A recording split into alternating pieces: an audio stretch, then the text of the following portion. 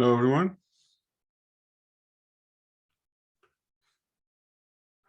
Let me just share the screen until everybody joining. Okay.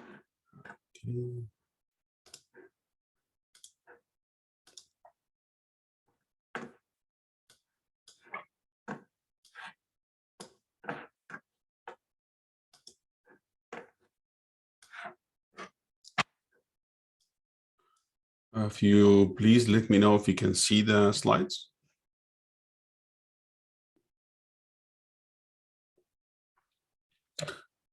Perfect. How are you guys doing? It's last lecture last week, so hopefully exams will pass smoothly and you'll have a break. Just wait a few seconds here for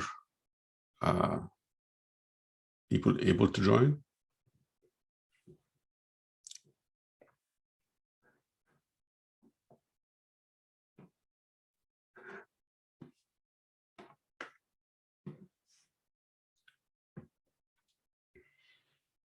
Okay, so let's start our lecture today. So as I mentioned last time, we pretty much like finish all the problem analysis exercises, and the last chapter that we had to analyze problems on was just chapter 11. So we have some knowledge about the turbomachinery in terms of the pumps and the pump performance, flow in the pipes.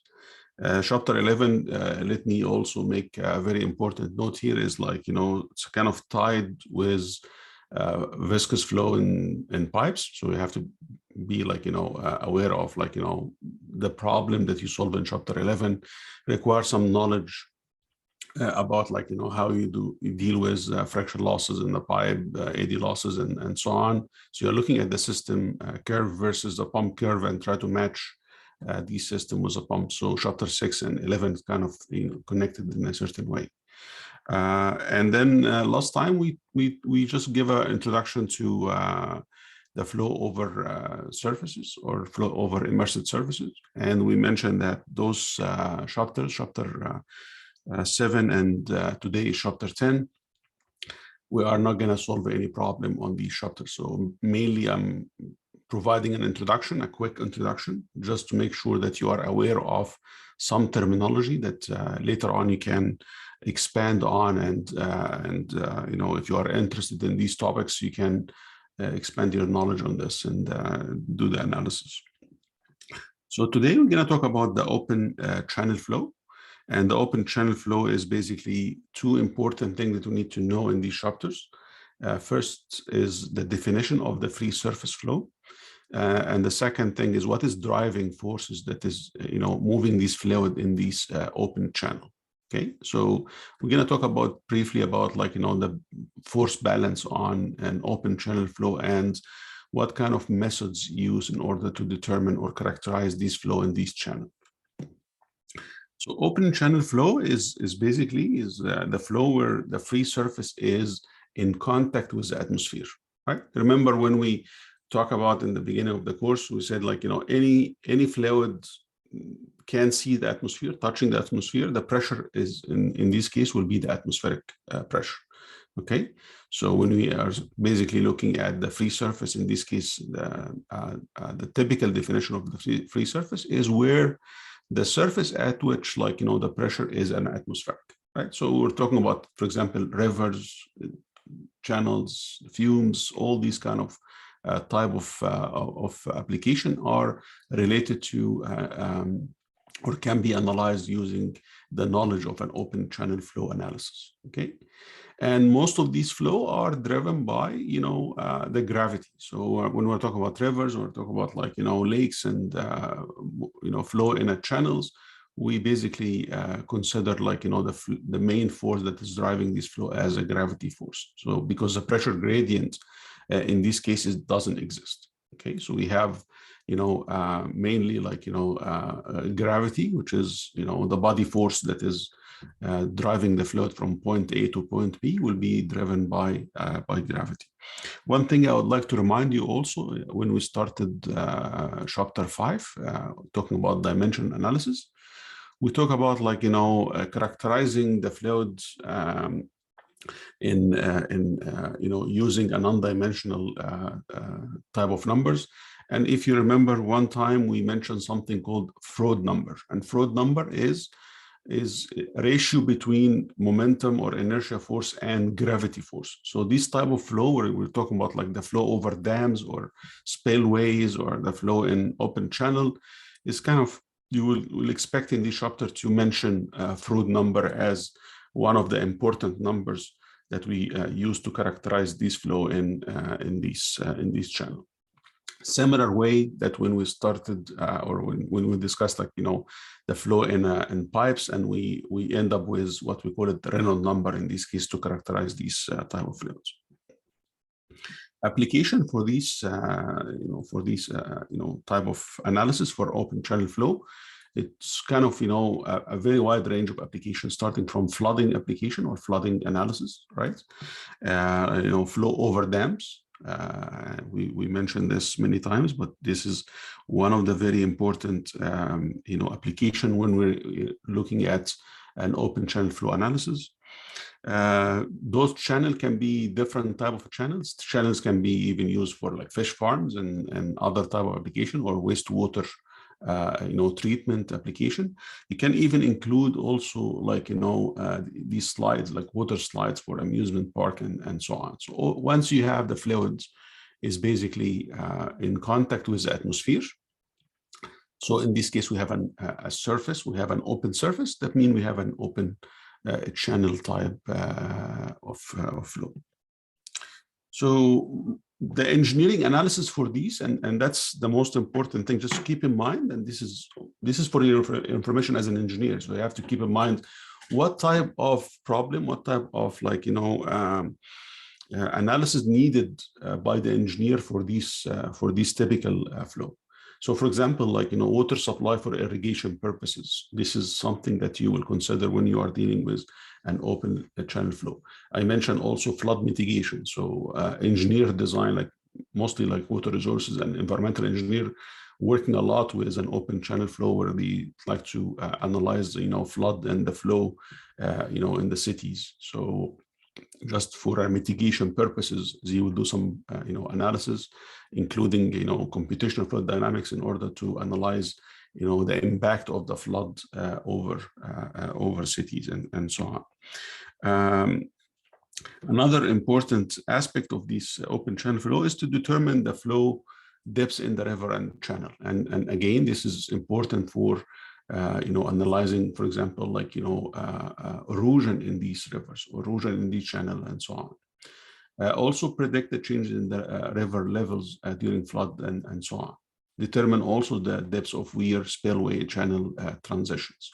So when we are dealing with an open channel flow, you might need to direct the flow in a certain direction for a certain channel, for irrigation or for other things. So we need to really do the analysis to see what is the velocity in these channels, what is the depths, and what is flow rate in each of these channels.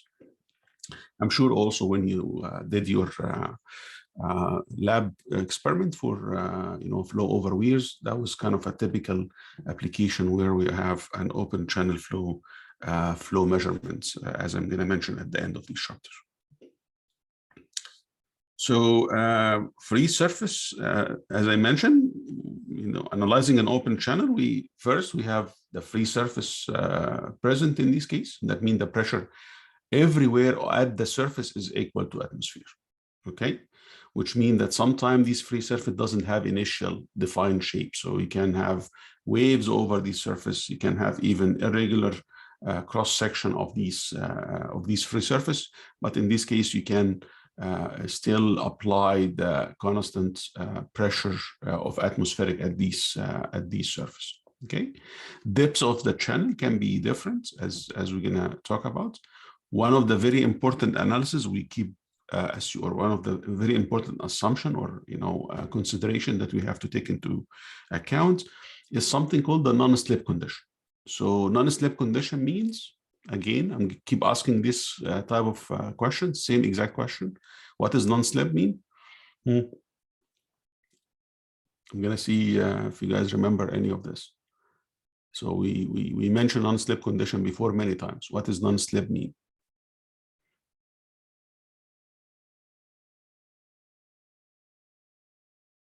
Anyone? Yeah. You know, I think I'm fine with people trying to remember those ones, but you know, keep in mind that's not actually accurate, right? The velocity is 0 at the surface is not accurate, right? I know what you mean. You mean like, you know, because basically the depths or the, you know, the ground of the channel is ground, which is fixed. So I understand this. But non-slip condition in general term mean velocity at the surface is equal to the velocity of the surface. Okay, it just happened that the velocity of the surface is 0 here.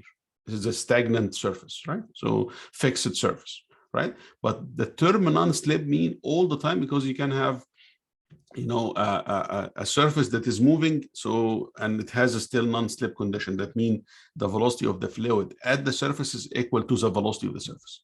So non-slip mean, you know, in general term, in absolute term, there is no difference between the velocity of the fluid and the surface at the contact point, right? So liquid and surface have the same velocity. I agree with you when you said it's 0 at the surface because we're talking about an open channel here. So we're assuming that, you know, the channel is basically like, you know, the bottom of the river or like the bottom of the, you know, the ground itself, and it is 0 in this case. Okay. And I like also Ethan when he mentioned the wetted parameter. So the wetted parameter here is also the 0, you know, or the surface that is bounding this flow. So at this, at the whole surface, the velocity is 0. That's excellent. So you will see these velocity contours in many applications. I'm sure, like maybe in the people in water and environmental, they might have seen some, you know, stuff like this. I'm not sure if you start looking at these river flows and stuff like that in other courses, but you know, what you see here is a different cross section of different channels, and these channels could be even circular, similar to the, you know, wastewater distribution systems. Still, you have like, you know, a big channel that is circular, but it's not completely filled with liquid. In this case, we still consider, you know, the surface here is free surface if, you know, these surfaces, you know, connected to the atmosphere at a certain point, or is there some vent where it is connected to the atmosphere. You can see here, you know, many irregular shapes, including like, you know, these kind of, you know, natural irregular channel, or, you know, narrow rectangular channel, or like, you know, shallow ditches, or like pipe, as I mentioned. And in order to determine the velocity in every single point of this channel is quite complex, right? So you can do some simplified analysis, as we're going to discuss in this chapter, but also you can do what we call it the computational fluid dynamics. So we look at, you know, the velocity distribution and solve the problem using the differential form that we introduced quickly in chapter 4, right? We put the momentum, the mass, the energy equation, we solve all these on a differential form at every single point, and then we end up with what we call it contours here, right? And these contours here like mean, like for example, at every point here, the velocity here is 2 meters per second. Every point here, the velocity is 2.5. So you can actually divide, you know, the channel into contours where this contour has the same kind of velocities, right? So there are some general assumptions that we can deal with when we are dealing with these type of channels, but you know, the much more detailed analysis when you're specifically talking about, you know, flood analysis and flow in the river for you know, erosion purposes and stuff like that, we really have to end up with doing some computational fluid dynamics analysis. Okay, velocity here can be varied because, again, very close to the surface, the velocity is very small. At the surface, and which is, imagine this is a surface that is fixed, that means the velocity is 0 at the surface. As you go far from the surface, the velocity is increasing, right? But because we don't have like a symmetrical type of flow, or we don't have like, a flow driven by pressure and other things, you might see like when the effect, for example, you might see like, the gravity changing between one point or one cross section and the other cross section, right? So the maximum velocity not all the time is, it's very easy to determine, right? So it's all depend on how this flow is moving in the channel. Is it one dimensional that is going on one direction type of flow, or the flow is going, in two-dimensional type of thing? So it is becoming much more complex type of flow when we are doing this analysis. I don't know what is mean most efficient. What are you referring to?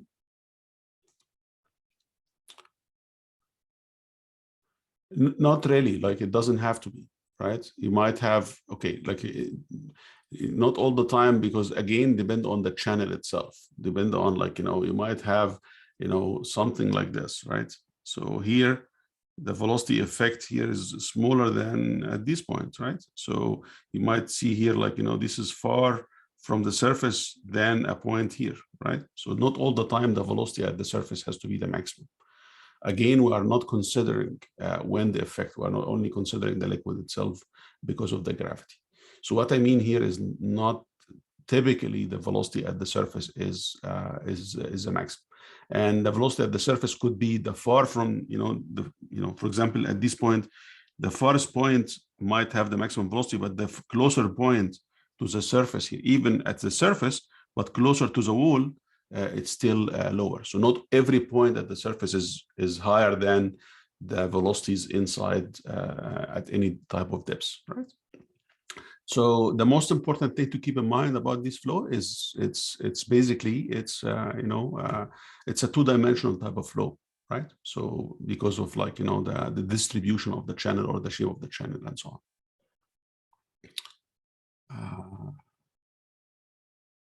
Yeah, I don't know. Same thing for open channels. I don't understand the question.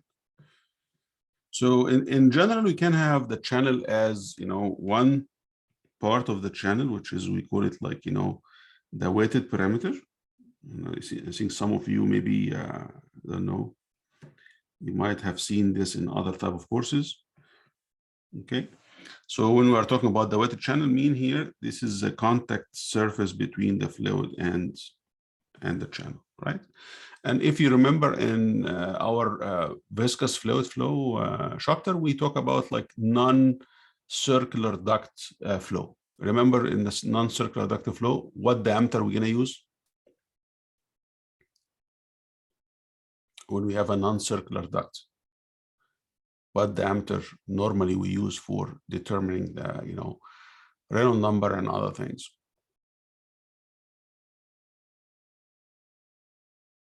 What diameter we use?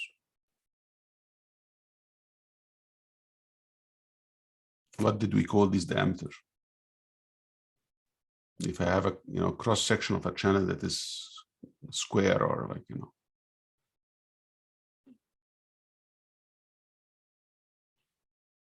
hydraulic diameter. Thank you.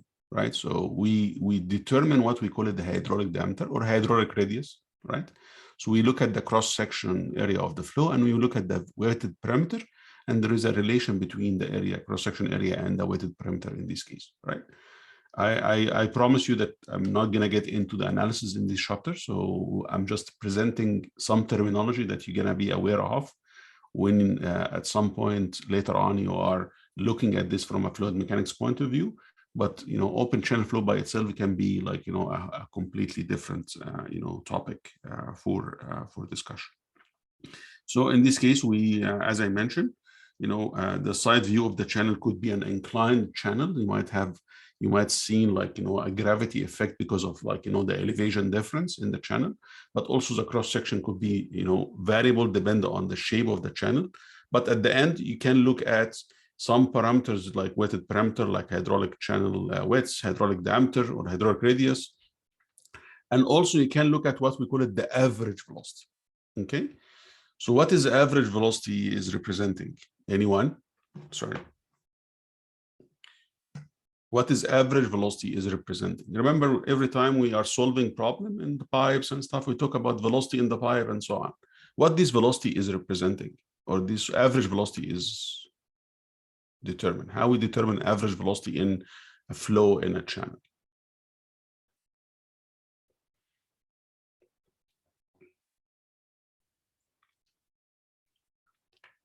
Exactly, right? So it's basically is related to the total flow rate and the area. So what we are assuming in this case, we are assuming that this whole flow rate is moving, approximately, right? I mean, because this velocity average is just a number that we are using for the analysis. But when you are looking into the actual velocity in the channel, it might be different from this average velocity, right? But what this velocity is representing an average value if the whole flow moving across the whole cross section with the same velocity, right? That's why it is total flow rate, or the discharge over the total area or the cross-sectional area, right? Just keep in mind, same thing for an open channel flow, it will be the same. So we can just determine the average velocity using the same thing. We just need to find out what will be the flow rates and then the cross-sectional area of the channel. And if it's very irregular like this, we have to really, be smart on the mass and the geometry to find out this cross-sectional area to find out your average velocity. But again, it is one of the very common, parameter that we use when you are dealing with an open channel flow, right?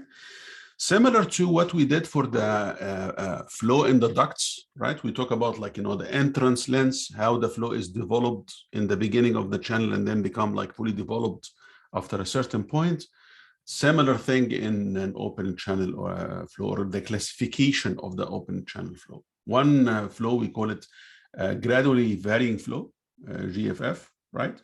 Or rapidly varying flow. And this again, we are talking here about one direction. So we are looking at, the flow from one side. So all the flow is going in 1D kind of flow, right? So there is no flow coming up and, X and Y. So we are looking into one-dimensional approximation for this flow. So when we are dealing with variation between, a channel that has a higher level and another channel that has a lower level, right? And the flow is going like this through the gravity, right? You might see some variation in the beginning here, which is, we call it first gradually varying flow, because the flow starts seeing what's happening downstream. And then it starts, rapidly increasing. So we have,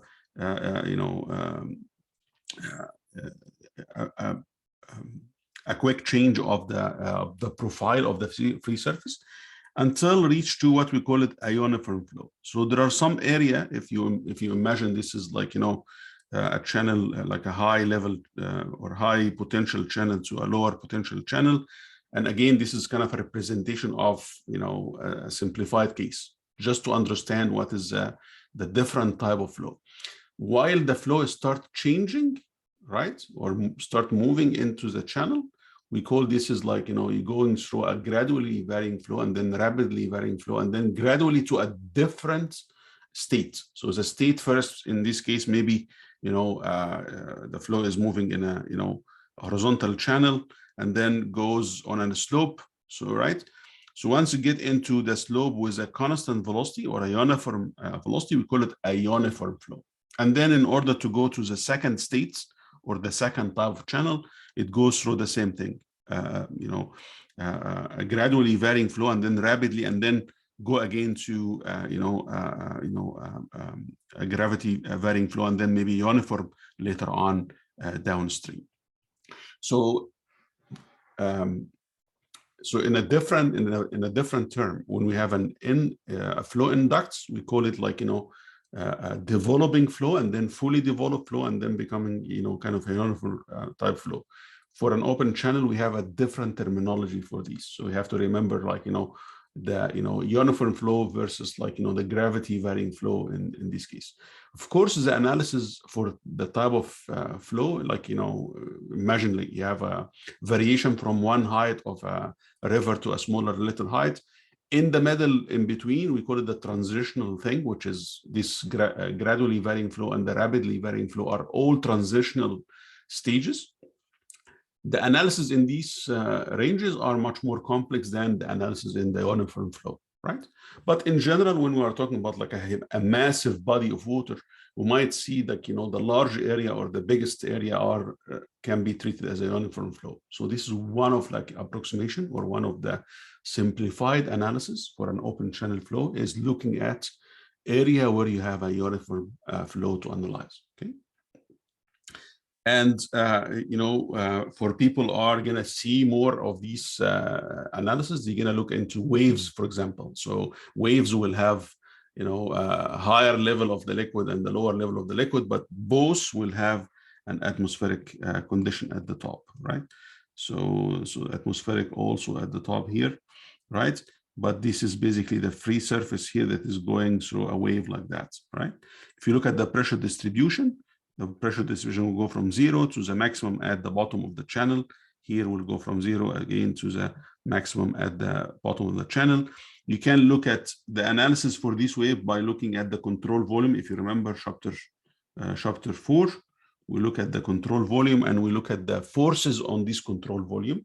In this case will be forces because of the pressure on this side and the other side, and also the you know, the velocity that is coming from one side and the velocity is going to the other side. So analysis for wave, right, can be done using a control volume and looking at the forces affecting you know, the motion of these waves in the channels. Yeah, I think that's a good note. Just wait a few seconds here, you'll see, like, you know, me relating a fluid number into this, right? So we'll get into that. So I'm kind of taking bits and pieces of this topic and just presenting you this terminology. So first of all, free surface flow, you know, uniform flow, you know, the hydraulic diameter in this case. So all these terminology has to be in your mind when you are dealing with an open channel flow, right? And that's why when we talk about, like, you know, the characterizing these flows, characterizing the velocity, so we have to really determine a non-dimensional way of characterizing this. Remember, when we talk about laminar and turbulent flow in the pipe, and we spend some time actually talking about, like, what is the natural or physics that is different between laminar and turbulent flow, right? So because Reynolds number is representing viscous forces over inertia force, inertia forces versus viscous forces, right? So the ratio between inertia and viscous are, you know, in a closed channel or in a flow in a ducts, is representing laminar and turbulent and transient flow type of thing. For an open channel, we have a completely different mechanism of the motion, right? So we have a gravity, right? And some inertia of the fluid, right? So the fluid is moving with a certain inertia. So, and that's why when we are dealing with a non-dimensional form of these numbers, we end up with what we call it the Froude number. And the Froude number here is the velocity divided by, you know, the surface wave speed, or, like, you know, the gy here, right? So so the relation between, you know, the velocity or the inertia in terms of v is representing the inertia, and g is representing, like, you know, the gravity force, and the y, of course, is giving you the depths of this channel, right?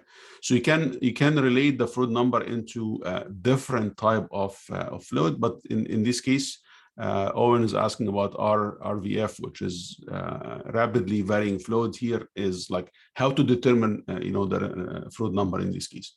It's going to be like, you know, local, you know, Froude number in this case. Most of the time, we are not really dealing with this transitional flow, but we are dealing with you know, the uniform flow sections. So we are looking into the area where you are the, you know, most concerned about. When you are looking into describing the fluid in this kind of transitional area, the most appropriate analysis for this will be a computational fluid, like, you know, really get into much more detailed information in this. Froude number is kind of representing similar for an open or, like, you know, flow around surfaces, like when we're talking about Mach number, like, you know, the speed and you know, of an object over the speed of sound, for example, when we are dealing with like aeroplane movement and stuff like that. So similar kind of analysis. Yeah. So another, important definition I want you to take away from this chapter is something called the hydraulic jump. Okay, again, without getting into details. So if you have an opening in a tank, and then this tank it has a hole or like a slot that is the fluid is allowed to move out of this tank. So let me ask you first a question. So what is the velocity if I have a reservoir like this? What is the velocity here?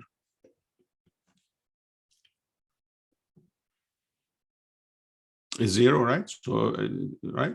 If we have an open channel flow, we might have a very slow velocity. If you have a huge lake, for example, you might see some, so we're talking about river moving here, right? So we might have a little bit higher velocity than zero, right? So when we're talking about like fluid flow or like an open channel, like for example, flood and stuff like that, we cannot really assume that this is a reservoir still, right? So in this case, we have to keep in mind when we talk about reservoir, we're talking about stagnant type of flow. But when we're talking about river flowing, now we cannot really assume it is zero, right? But what we can do here is we can relate what will be the velocity from or velocity change as the flow is going through a narrow channel. So if you have an open channel like this, we are expecting the velocity here to be much higher than so V1 here and V2 here is much higher than V1, right? So V2 here is greater than V1. And why is that? Because basically the cross-section area will be much smaller for the same kind of flow coming here. So this is a Q, same if this is the same Q, right? For a balanced condition. So now we have a smaller area. That means we have a velocity that is much higher in this case. What happened in this case will before the fluid go from point A to point B, let's say, for example, this is just before the, a dam, right? And this is after the dam, you will see some kind of, some transition here. And this transition here, because the fluid is so fast coming with, from this slot by a very high velocity, right? All of a sudden, like, there are some resistance in this, in this channel here, which is the level of the water here is resisting the motion here. So you will see what we call it hydraulic jump, right? So the flow is kind of slowing down, right? So once the flow is going out of the slot is going with a very high velocity, and then the later on is going to slow down. So you might see some accumulation at the downstream of these wave. So we call this increase of the elevation of this fluid is we call it hydraulic jump. And the hydraulic jump here, what do you think the pressure at every point here?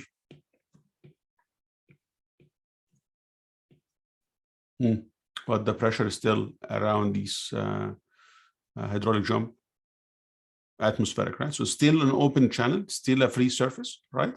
But what will happen in this case is, the head or the static head after the hydraulic jump is much greater than the static head just before the hydraulic jump, okay? So this is a typical type of phenomena that you're going to see when you are dealing with an open channel flow, right? Again, without too much, details, you're going to learn about hydraulic jump if you start talking about like, an open channel flow. Froude number is another, important parameter that we have to look into when we are talking also about an open channel flow. The typical hydraulic bump upstream and downstream, and even the characteristic of this hydraulic jump, it takes a lots of variation. So the people in water and environmental will deal with this type of flow a lot. That's why the hydraulic jump sometimes is even sub-classified, right? So we'll talk about, for example, here, turbulent hydraulic jump or very turbulent hydraulic jump and so on, right? All these type of analysis is extremely important when we are dealing, for example, with erosion or with sedimentations. Like, for example, some of these, open flow are carrying waste, for example, or carrying, sand particles. So that the way that the fluid is moving, the way that the fluid is actually, or the turbulence in these kind of waves or hydraulic jump will contribute to, the precipitations of these solid particles. So the analysis of these hydraulic jump are very important aspect to the open channel flow when we are dealing. Okay. So what is YC? Yeah, YC is basically like, you know, the level of the, you know, the level of the free surface at any point across these supercritical type flow, right? You know, I don't want to get into analysis for that, so you are not required really to do this type of analysis. I'm just giving you idea about the terminology here, right? So we can look at another way, like, you know, I think I was going to talk about it later, but since we are here now you can see, you know, you are going from point A to point B. So point A here is, we call it, like, for example, the first condition or the stable type of condition, and that's why we call it the subcritical type of flow. And then we go through what we call it hydraulic jump. So in order to go from a subcritical flow into hydraulic jump, we go through a supercritical type of flow. And this supercritical flow is wide varying type of flow in this case, right? I don't want to get into more details about this, okay? So again, hydraulic jump is another important definition. Keep in mind that this is important to characterize hydraulic jump because of, as I mentioned, many type of flow will involve sedimentation, precipitations of the solid particles, or even erosion in these channels. So understanding the characteristic of this hydraulic jump and how turbulent is this hydraulic jump is very important into the analysis of an open channel flow, right? Typical assumptions for open channel flow, as we did for the same for the flow in ducts. One dimension approximation. What the one dimension means, like, you know, no variation in two dimension. If you remember the chapter 4, when we talk about, like, you know, the differential form of the, you know, the momentum and continuity equation, right? So the velocity here is not changing in both directions, only changing in one direction. We can also, for this analysis, apply the energy equation. Of course, it's a continuity, momentum, and energy equation, okay? But the energy equation here will have to include the losses. And the losses here, you know, what type of losses you expect in this type of flow? Flow going in a channel, eddies, yeah, right? What other losses? Only eddies? Friction, right? And friction here is between what? Between? The friction exists between?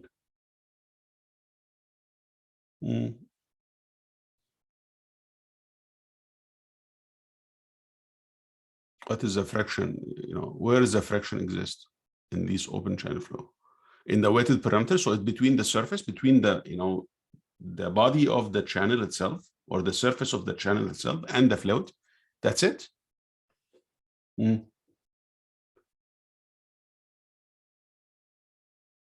That's the only friction losses you have.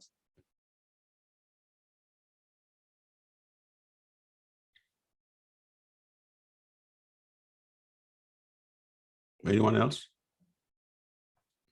Is the only friction losses we have viscosity, right? I mean, the fluid and itself, there is a friction, right? Remember, don't forget this. The friction losses is not only because of the friction between the surface and the fluid. The fluid itself has some viscous, so the fluid is moving in layers. So you have to keep in mind that there's going to be some friction losses because of the fluid itself, right? So the total friction losses are calculated based on the total, like, you know, dissipation of energy between the fluid and particle in itself, and as well as, you know, the fluid and the surface. And that's why you have to come up with some, you know, way of calculating these losses, right?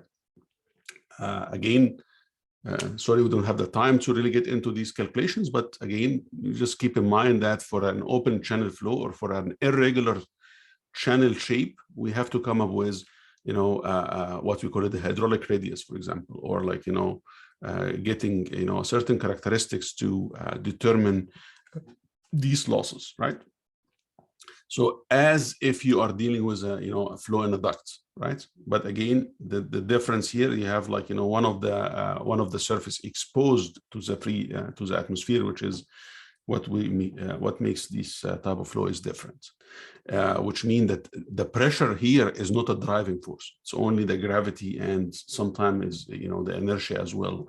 And that's why we are using what we call it the Froude number to characterize the fluid in these channels. So Froude number is representing, you know, the different classification of these fluids, as we're gonna see in the next few slides here. Okay. One of the analysis that you might see if you study these type of topics is using average velocity. Okay.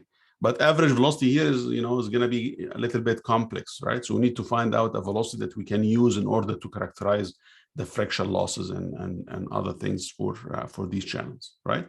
So one of the theory or the formula developed by like, you know, Chisi, Antonio Chisi, like he developed a relation for a uniform flow or a uniform channel flow. Remember, we had a varying gravity flow and, you know, or rapidly, gravity flow, right? And then we have a uniform flow. So the uniform flow here is, you know, the most part of the channel, which is, you know, we can now find out what will be the velocity in this range of the fluids, right? You will see this velocity provided here as a function of several factors here. One, of course, is a gravity, you know, the friction factor here, or like, you know, and the hydraulic radius, right? And also the inclination from the horizontal direction, right? So this term here that is developed by Chisi, he's now tabulated these, this function here, we call it the Chisi coefficients, and tabulated these numbers here based on the type of fluid, similar to what we did for the Moody charts, right?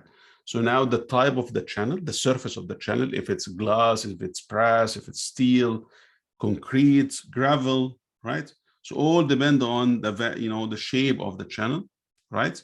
And then find out what will be like, you know, the Chisi coefficient here in order to determine what we call it the uniform velocity here. Okay.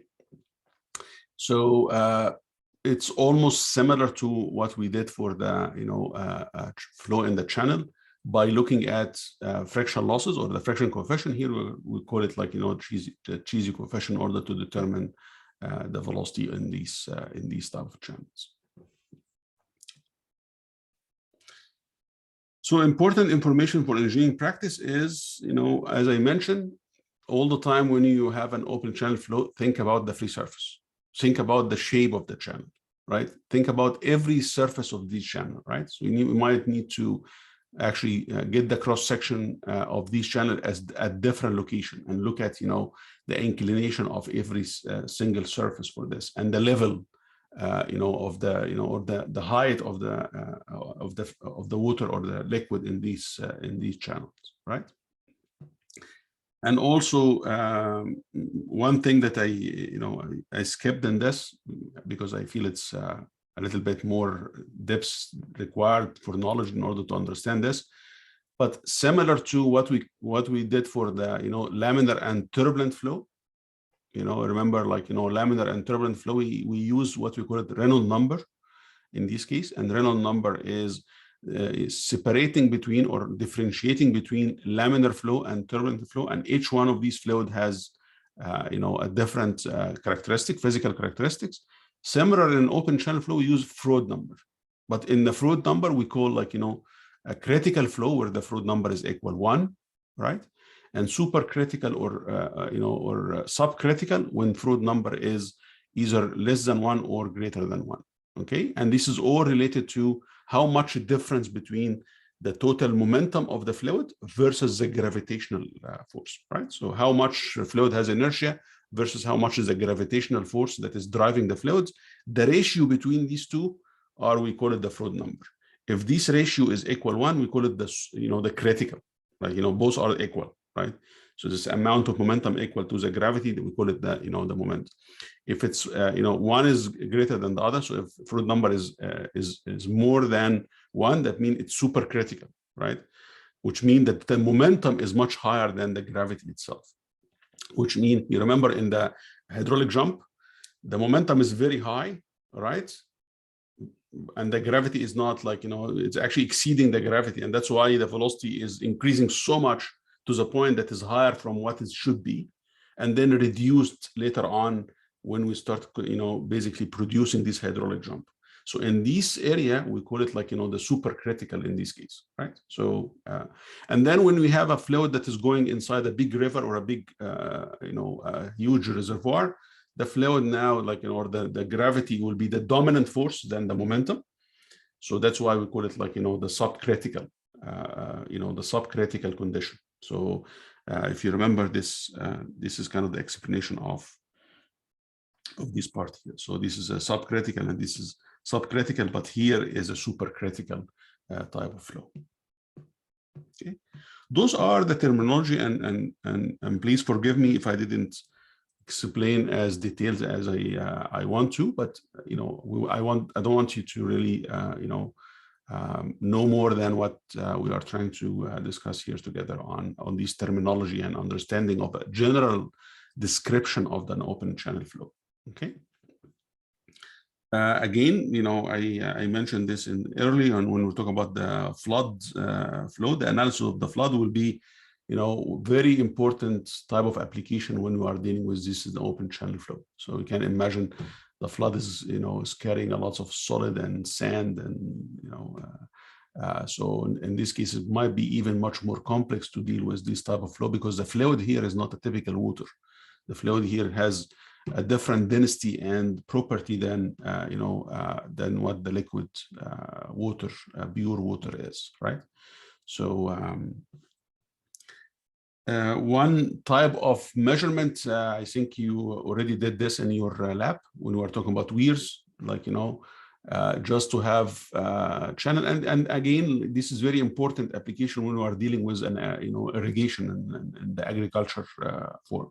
So we need to know where is the flow, what is the flow amount in every channel, right? So we need to know how much water is supplied into these lands, or like, what is the water level, what is the water flow rate in these rivers and so on. So we have to direct the fluid into what we call it the weir. And this weir here is creating this jump, or like, at the edge of the, of the fluid in this notch, right? Or like, the opening of this weir, right? And we measured like, the hydraulic heads above these weir in order to determine, the amount of flow rate, right? Again, this is something that you've done in your, lab. I hope you understand, or you have seen yourself what does that mean when we are dealing with a flow measurement and open channel flow. That's basically all what I have for this chapter. So I don't have anything else to explain in this chapter. And if you have any questions, let me know.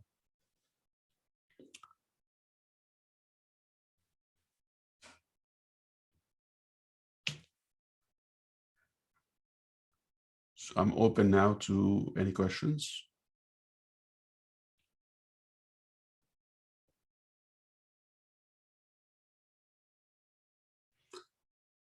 I didn't put the final yet.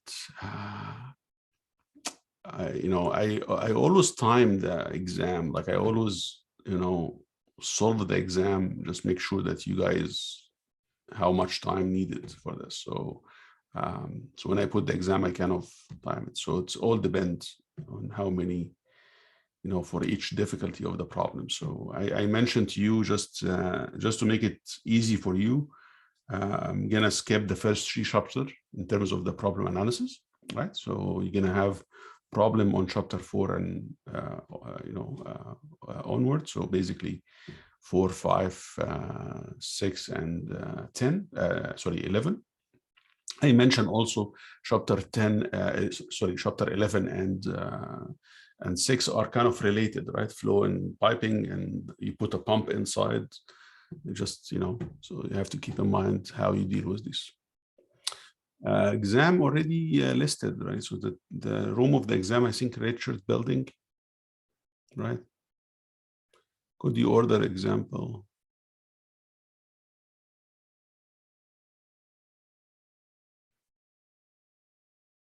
I don't know what is the order.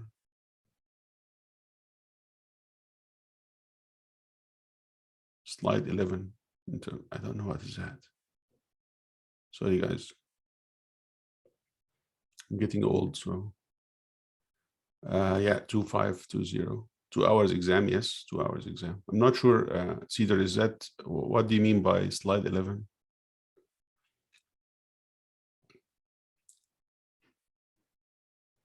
Which one works the best?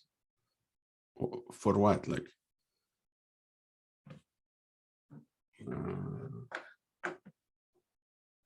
Enable here. Yeah, I have a multiple choice. 11 to. Yeah, I don't know if you are guys talking to me. I'm kind of, I found my responses very slow. I feel bad about this. I don't understand what you mean, Cedar. 1126. Is that these slides or what? These slides? Yeah. 11.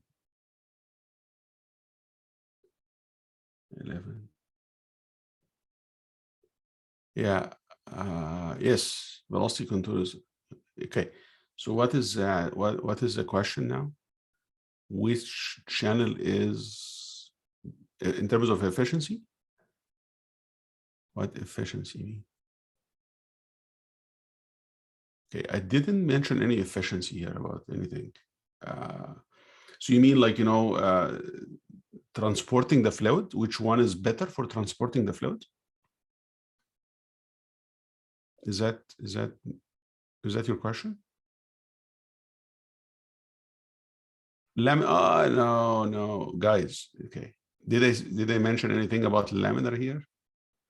For an open channel flow. I mention every time when I talk about analogy between what we're discussing here versus what we are discussing in a flow in ducts, we talk about laminar and turbulent, but here we talk about critical and subcritical flow and supercritical flow, right? So here the Froude number is more, right? So we have to keep in mind that this is completely different way of looking at the flow in the channel. Most of the time, actually don't have the option to choose a channel, right? Except for like, the sewage line or the sewage ducts, right? So what do you expect? Like, for example, if you have a wastewater, system, which shape you're gonna use in this case?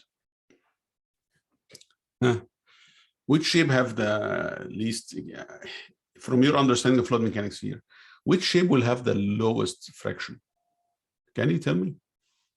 Pipe, yeah, that's okay. That's correct, right? Because circular ducts will have, a better distribution of the fluid or the velocity distribution, and will give you the better total pressure drop in this case. So, and also feasible in the engineering way of digging and right. So, and laying out all these channels and so on, right?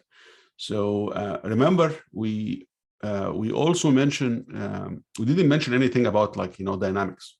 Okay, I'm assuming you guys here we're talking about fluid dynamics, fluid mechanics itself, right? But the dynamics, like materials, right? When we are talking about the pressure distribution in a pipe. So the design of the pipe itself is carrying pressure, right? It's carrying load, right? So the shape of the pipe itself from a dynamic perspective or the material perspective is another consideration, right? So not all the time as an engineer, we look at one aspect of things. So heat or fluid flow only, but when you start designing, we're looking at other aspects of the design, material and strengths of material and so on, right? So pipes are normally like, the least type of, or the maximum, carrying load capacity because of the distribution of the forces over the surface of the pipe and so on. Why not shallow? I don't know. What is that? Why not shallow? Yeah, it's these kind of channels is just like whatever you have. Like it's, you understand that this open channel flow is rivers and flow on the ground and stuff like that. So whatever you have is what you have, right? It's naturally, right? And sometimes you do this, you build these kind of fish farms tanks. You make it as shallow ditches because you need to have access to, you have the distribution of the, right? you have a very comfortable shape for the fish and stuff like that. So it's all depend on other type of, the question will be answered by other perspective, not this perspective. So there's nothing here better than other. This is just a different shape that you will see in your open channel flow. So there is nothing here, contribute more to better total energy losses and stuff like that. But for a different application, you might need to make the channel this way, right? Now we have to deal with the fluid part of it, right? So.